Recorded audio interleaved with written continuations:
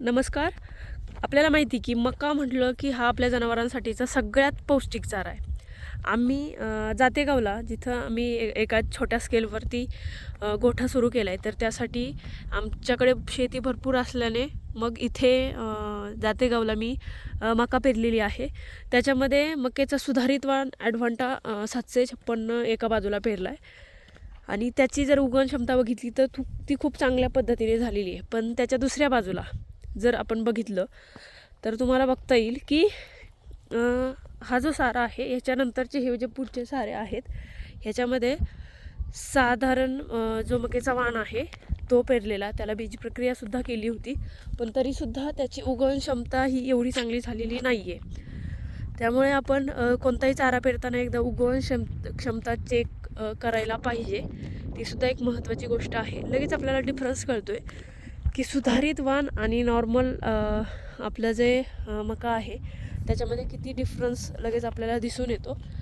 आणि ह्याच्यामध्ये काही ठिकाणी लष्करी अळीचासुद्धा प्रादुर्भाव झालेला आहे मकेवरती. तर त्यासाठी मग आम्ही त्याच्यावरती मॅट्रायझमचा फवारासुद्धा घेणार आहोत, जेणेकरून ती अळी जो प्रादुर्भाव आहे तो वाढू नये. आणि त्यामुळेच तर आपल्याला जे सुधारित वाण आणि चाऱ्यासाठी जे वाण स्पेशली तयार झालेले आहेत त्याची लागवड करणं खरं तर खूप गरजेचं आहे, जेणेकरून आपलं जी जागा आहे किंवा जी जमीन आहे ती तेवढीच लागेल, त्याला कष्टही तेवढेच पडतील, पण त्यातून जे उत्पादन निघेल ते कमी निघालेलं असेल. त्यासाठी सुधारित वाणांची शक्यतो लागवड आपण करणं गरजेचं आहे. आणि याविषयी तुम्हाला अधिक माहिती जाणून घ्यायची असेल तर खालील नंबरवरती तुम्ही संपर्क करू शकता.